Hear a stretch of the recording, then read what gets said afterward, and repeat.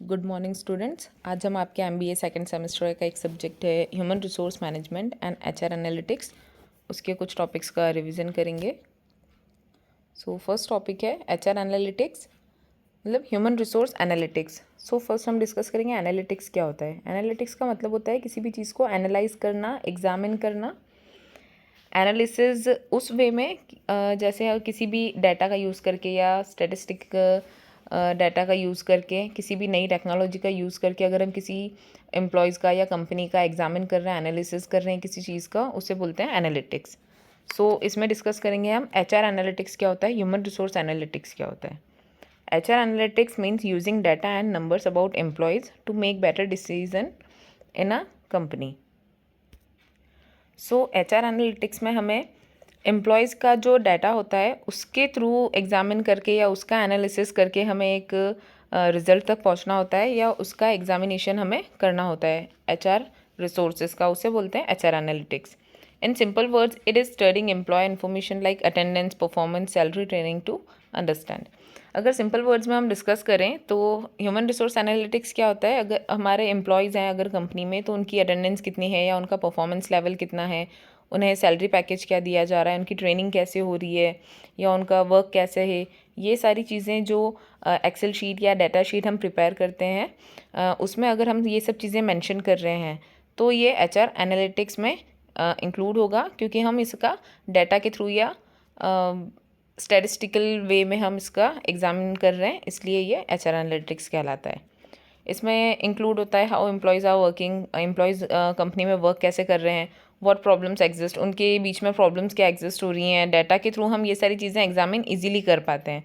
How to improve performance, किसी employ की अगर परफॉर्मेंस वीक है तो उसे हम इम्प्रूव कैसे करें, ये सारी चीज़ें इसमें हम इजीली एग्जामिन कर पाते हैं। और ये सब एनालिटिक्स के थ्रू एग्जैक्ट होती है ये सारी चीज़ें, बजाय गैस करने के।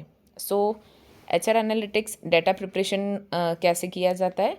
Firstly collect employee data from different source like, सबसे पहले हम एम्प्लॉय का डाटा कलेक्ट करेंगे डिफरेंट सोर्सेज से, जैसे कि अटेंडेंस रिकॉर्ड हो गया, सैलरी डिटेल्स हो गई उनकी, परफॉर्मेंस रिपोर्ट्स हो गए या ट्रेनिंग रिकॉर्ड्स हो गए। इन सारे डाटा के थ्रू हम उनका डाटा कलेक्ट करेंगे, इन सारे रिकॉर्ड्स के through. Then check that the data is correct and complete, then हमें चेक करना होगा कि ये डाटा करेक्ट है या कंप्लीट है। उसमें से जो डुप्लीकेट डाटा है उन्हें हमें हटाना होगा डाटा क्लीनिंग प्रोसेस के थ्रू।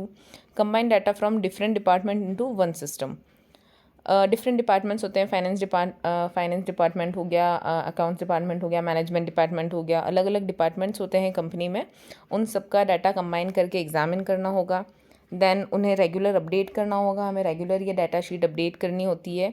और जैसे कि एक्सेल शीट बन रही है या एचआर सॉफ्टवेयर्स होते हैं अलग अलग कंपनीज़ के, उसमें रेगुलर स्टाफ का डाटा रिकॉर्ड होना चाहिए, जिसके थ्रू बहुत इजीली उनका हम परफॉर्मेंस एनालिसिस कर सकते हैं या एग्जामिन कर सकते हैं। देन हम एचआर मैट्रिक्स को डेवलप कैसे करते हैं। एचआर मैट्रिक्स क्या हो गया, एचआर मैट्रिक्स इन सिंपल वर्ड्स जैसे उनकी परफॉर्मेंस कैसी हो रही है, उस डाटा जो हमने डाटा लिया है कंपनीज़ का या एम्प्लॉयज़ का, हमने जो डाटा लिया है उसे बोलते हैं HR metrics. HR metrics are numbers used to measure HR performance. अपन ह्यूमन रिसोर्सेज परफॉर्मेंस को जिस तरीके से एग्ज़ामिन करेंगे, जिस प्रोसेस के थ्रू एग्ज़ामिन करेंगे, जिस डाटा के थ्रू एग्ज़ामिन करेंगे, उसे बोलते हैं HR matrix. Common HR matrix क्या हो गए इसमें, employees turnover rate, how employees leave, employees का टर्नओवर कैसा है, एब्सेंटीज़ रेट, एब्सेंट कितने एम्प्लॉयज़ हैं, ट्रेनिंग इफेक्टिवनेस, उन्हें ट्रेनिंग कितनी इफेक्टिव दी जा रही है, टाइम टू हायर, किस टाइम उन्हें हायर किया है, या एम्प्लॉय परफॉर्मेंस स्कोर, एम्प्लॉय का परफॉर्मेंस कैसा है। ये सारी एचआर मैट्रिक्स हो गई। इन रिकॉर्ड्स के थ्रू हम डाटा ले सकते हैं कंपनी से। डेवलपिंग एचआर एनालिटिक्स यूनिट्स, अब एचआर एनालिटिक्स यूनिट्स को हम डेवलप कैसे करें। एचआर एनालिटिक यूनिट्स क्या होता है, HR analytic units means a special team in HR that works with data. एक स्पेशल टीम होती है, यूनिट इन द सेंस एक टीम बनाई है एचआर की, जो कि डाटा कलेक्ट करेंगी। This team collect and studies employees information, जो भी एम्प्लॉयज़ हैं उनकी इन्फॉर्मेशन हो गई, उनका जो पर्सनल डाटा हो गया, वो सब कंपनी ये HR यूनिट ग्रैब करती है सारे एम्प्लॉयज़ से। फिर इन्हें एक्सेल शीट या सॉफ्टवेयर या डैशबोर्ड के थ्रू यूज़ करती हैं। Then the team include people who understand HR data analysis.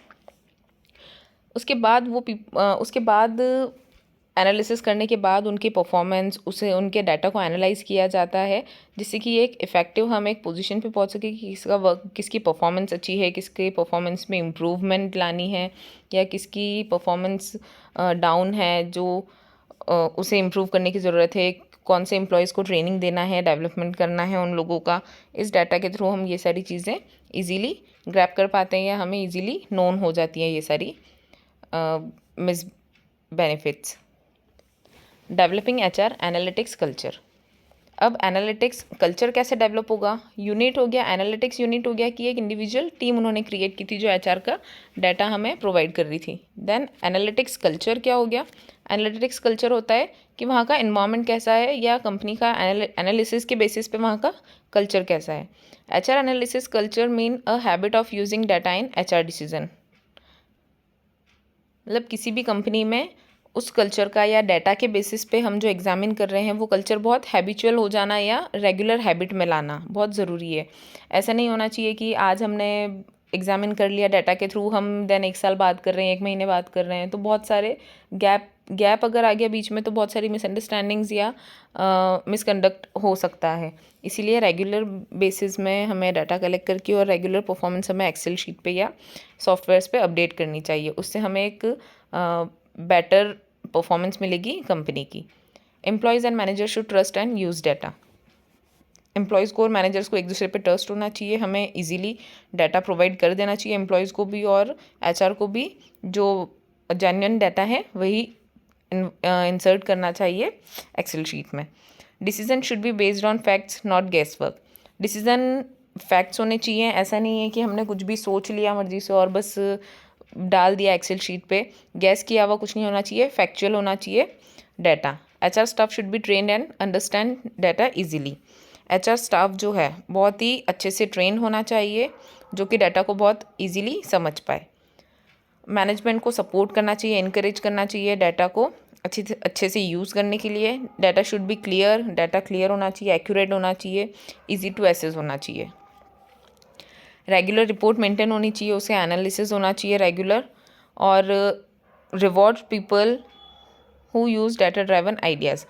उन लोगों को रिवॉर्ड भी होना चाहिए, रिवॉर्ड भी देना चाहिए जो कि डाटा को बहुत अच्छे से यूज़ कर रहे हैं, हमें एक कंपनी को ऑफ़र कर रहे हैं बहुत अच्छे से डाटा, जिससे कि परफॉर्मेंस कंपनी की बढ़ सके।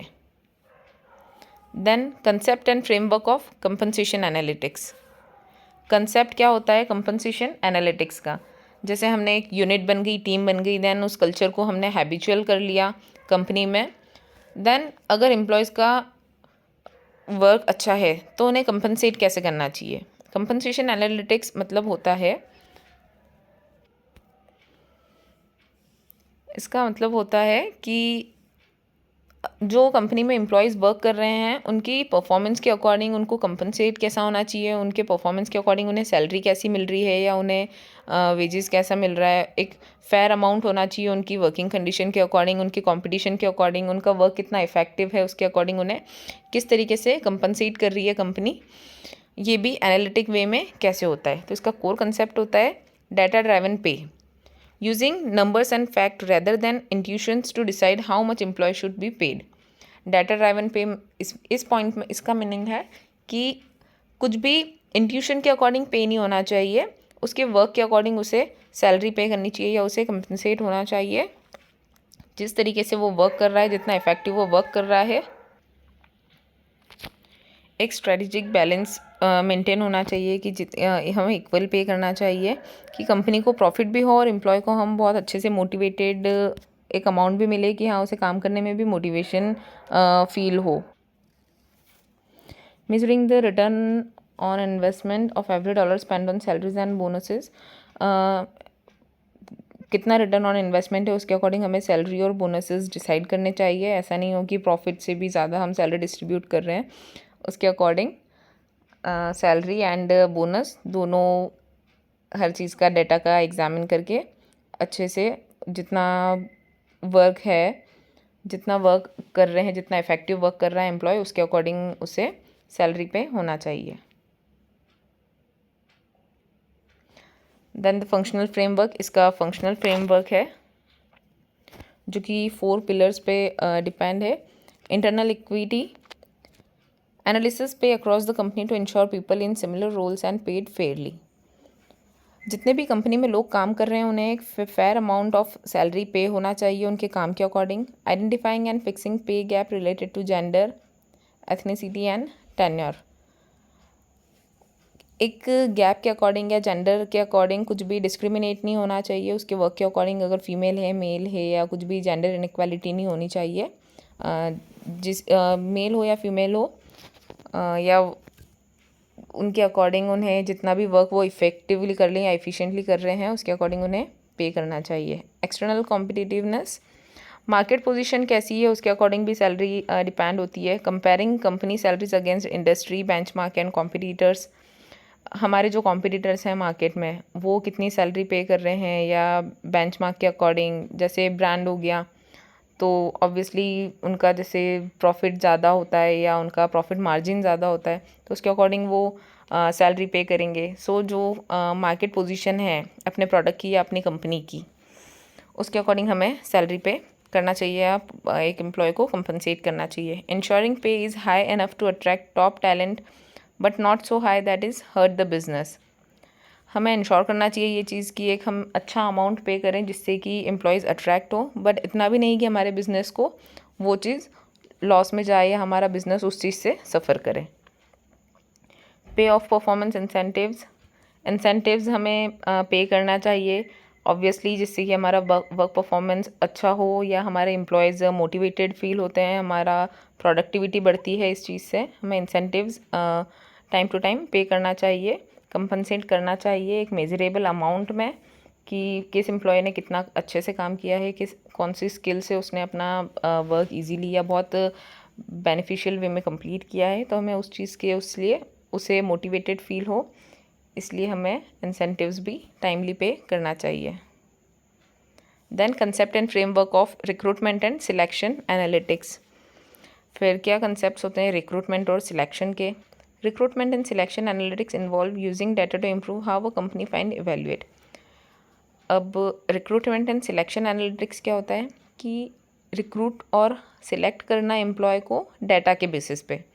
जैसे जो पुराने डाटाज हो गए या हमें डाटा मिलता है इंडीड से या जो भी एप्लीकेशंस आजकल आई हैं जिससे कि हमें रेज्यूमे मिलते हैं, इंडीड हो गया एंड लिंक्डइन हो गया। जो भी एप्लीकेशंस हैं इनके थ्रू हमें जो भी डाटा मिल रहा है उसके थ्रू हमें रिक्रूट करना या सिलेक्ट करना एम्प्लॉय को, जिससे कि हमारी एक इफ़ेक्टिव एक हाईली क्वालिफाइड रेज्यूमेज इन एप्लीकेशंस पे आते हैं।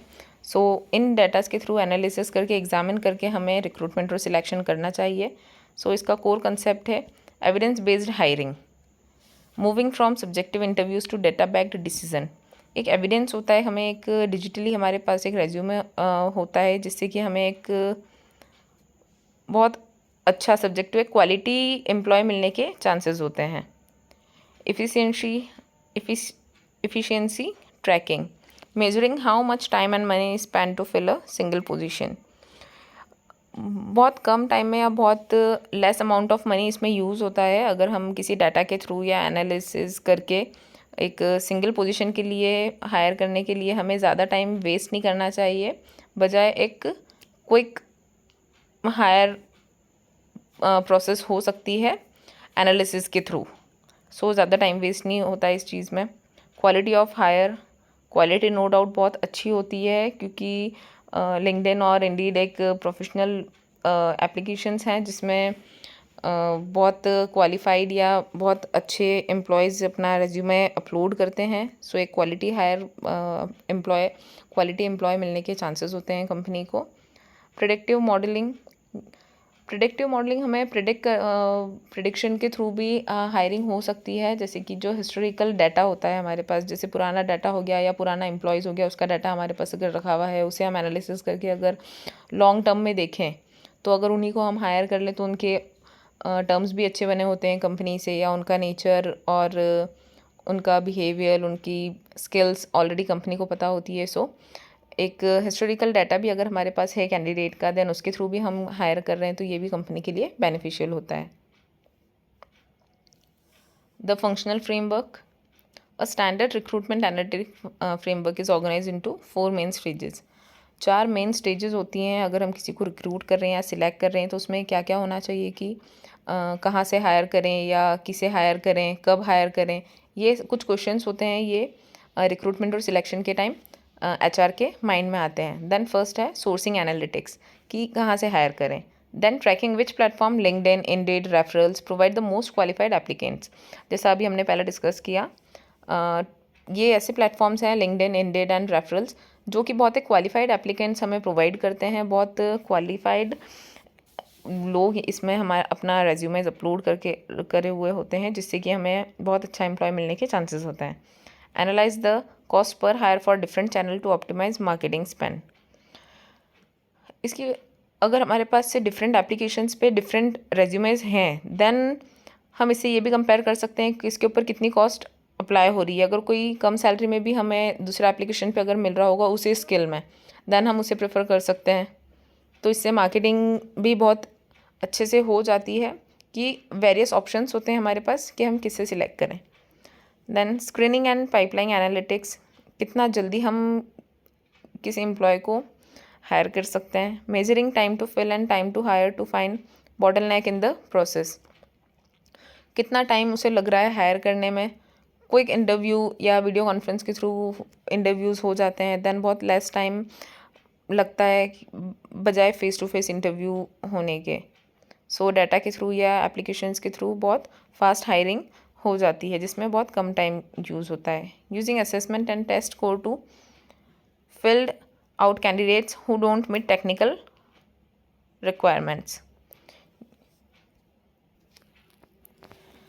हमें असेसमेंट या टेस्ट लेना चाहिए कैंडिडेट्स का, जिससे कि हम फ़िल्टर आउट कर सकें, हटा सकें कि कौन सा एम्प्लॉयज़ अच्छा है, किसे टेक्निकल वर्क आता है। टेक्निकल रिक्वायरमेंट के अकॉर्डिंग हमें फ़िल्टर आउट कर लेना चाहिए हमारे कैंडिडेट्स को। Selection and assessment analytics, last stage हो गई है सिलेक्शन की, हमें किसे सिलेक्ट करना है। तो हमने जितना भी अभी एनालिसिस किया या फ़िल्टर किए हैं हमने कैंडिडेट्स, देन लास्ट प्रोसेस हो गई उसे किसे हमें सिलेक्ट करना है। Analysing interview scores versus actual job performance to see if interviewer are picking the right people. Analyse करना कि इंटरव्यू जो हमने लिया है और उसकी एक्चुअल परफॉर्मेंस क्या है, उसके अकॉर्डिंग हमें एक सही पर्सन सिलेक्ट करना चाहिए। Ensuring the selection process is fair and free from unconscious biased, ये हमें इंश्योर करना चाहिए, ये हमें देखना चाहिए कि सिलेक्शन प्रोसेस में हम एक फेयर डिसीज़न लें बजाय बायस्ड होने की, या हमें पार्शियलिटी नहीं करके एक फेयर डिसीज़न लेना चाहिए कि बहुत अच्छा एम्प्लॉय जो है हमें उसे ही हायर करें बजाय बायस्ड होके या बजाय पार्शियलिटी करने के। एक फेयर डिसीज़न होना चाहिए सिलेक्शन प्रोसेस में। देन नेक्स्ट टॉपिक है concept and framework of employee training and development. अब रिक्रूटमेंट एंड सिलेक्शन के बाद उस एम्प्लॉय को जिसे हमने हायर किया उसे ट्रेनिंग और डेवलपमेंट भी देना बहुत ज़रूरी है, जिससे कि बिज़नेस की या कंपनी की प्रोडक्टिविटी बहुत अच्छी हो या परफॉर्मेंस लेवल बहुत अच्छा हो कंपनी का, जो कि बहुत डे बाय डे अच्छे से ग्रोथ कर सके। So employ training and development analytics is the process of using data to measure how effective learning program and how they impact the companies bottom line. Employ का training development program continuous होते रहना चाहिए। ये data के through measure होना चाहिए कि कब कब हमने ट्रेनिंग या डेवलपमेंट एम्प्लॉयज़ को दी है और कौन से एम्प्लॉय ने कितना उसके ऊपर अटेंशन दिया है, कितना अपने स्किल्स में उस चीज़ को इम्प्लाई किया है उसने। ये सारे डाटा में हमें कवर करना चाहिए, जिससे कि हमें एक एम्प्लॉय की परफॉर्मेंस पता चले कि उसका परफॉर्मेंस पहले कैसा था एंड ट्रेनिंग एंड डेवलपमेंट के बाद उसका परफॉर्मेंस कैसा है और कितना उसका वर्क इम्प्रूव हुआ है। एक ये फ्लो चार्ट है, इसके अकॉर्डिंग हम समझेंगे। फर्स्ट है रिएक्शन, अगर हम एम्प्लॉय को ट्रेनिंग या डेवलपमेंट दे रहे हैं देन उसका रिएक्शन वर्ड है उसमें, उसकी पार्टिसिपेशन में या उसके परफॉर्मेंस में उसका रिएक्शन कैसा होना चाहिए। Measure your participant initial reaction to gain and understand of the training programme and valuable insight into material quality educator and more. First of all, जिस भी स्किल में या जिस भी पोजीशन के लिए आपने एम्प्लॉय को हायर किया है उसका उस चीज़ के लिए ट्रेनिंग एंड डेवलपमेंट में उसका रिएक्शन कैसा है, वो उसने कितने प्रोग्राम्स अटेंड किए हैं या उसका कितना उस पर फोकस रहा है, उसका क्या रिएक्शन है, वो चीज़ हमें देखनी चाहिए। देन सेकंड इज़ लर्निंग, कि उसने उस ट्रेनिंग एंड डेवलपमेंट प्रोग्राम से कितना लर्न किया है, कितना उसने ग्रैब किया है, कितना नॉलेज उसने सीखा है, वो चीज़ हमें ध्यान रखनी चाहिए। एक इंडिविजुअल एम्प्लॉय ने उस किस ऑब्जेक्टिव से और कितना उस ट्रेनिंग से सीखा है। देन उसका बिहेवियर कैसा है।